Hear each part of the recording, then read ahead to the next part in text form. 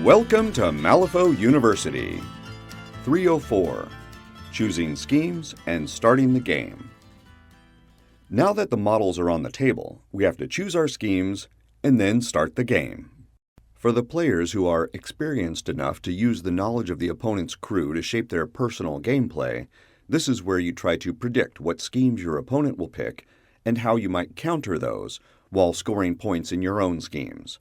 For the rest of us, you now pick 2 schemes from the pool of 5. You hopefully took the available schemes into consideration when you were hiring your crew, if you have enough models to make choices like that.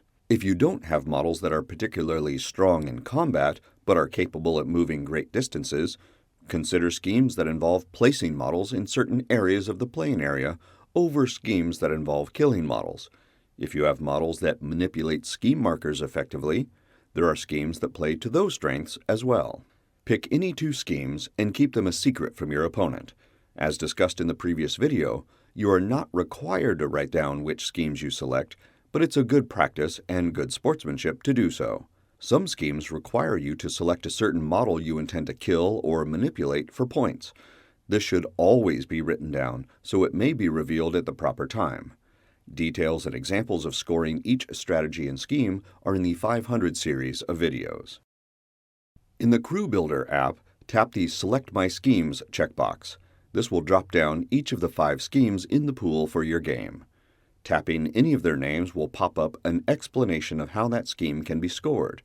Keep in mind that your schemes will not be shared with your opponent, and you will not see your opponent's schemes in your app until they are revealed and you start scoring. Some schemes require you to target a specific model in your crew or your opponent's crew. In this game, Take Prisoner is a scheme like this.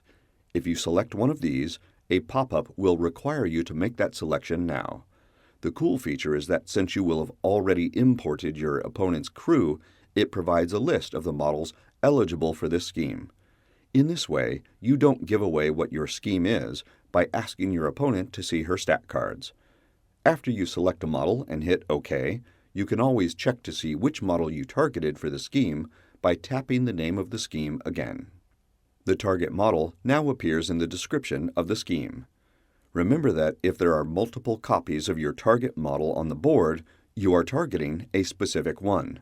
In this example, we selected a Stitch Together.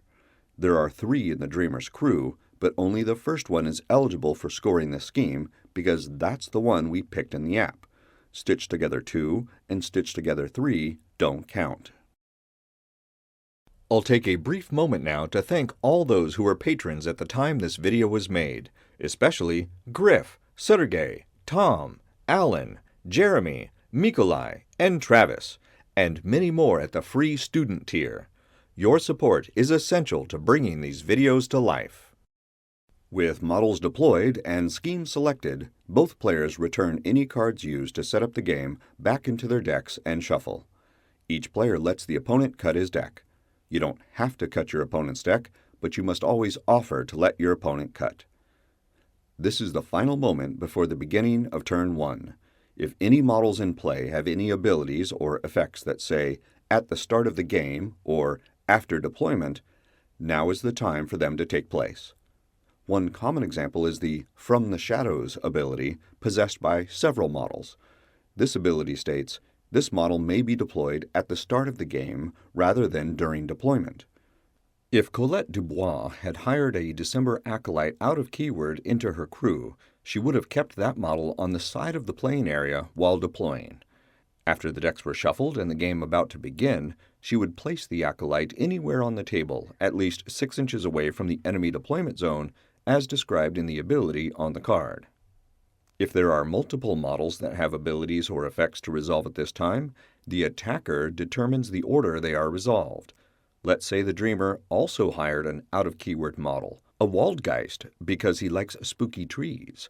The Waldgeist has an abundant growth ability, which says it creates a 50mm underbrush marker after deployment. Since the Arcanist player is the attacker in this scenario, he gets to choose the order these effects are resolved. He may want to see where the Neverborn player is going to put that underbrush marker and lets that happen first. He may not care and may choose to deploy the December Acolyte first. This is another privilege of being the attacker. The next video will discuss everything that happens in the start phase of each turn.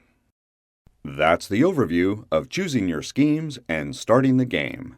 Pick up a printable set of all the markers and tokens you need to play Malifaux in the Wargames Vault. If you haven't already, join our Patreon for early, ad-free access to all new content. And be sure to visit the Malifaux University gift shop for the latest in Malifaux-themed shirts, hoodies, drinkware, and more. Links are in the notes below. And remember, play friendly games, keep it simple, and have fun.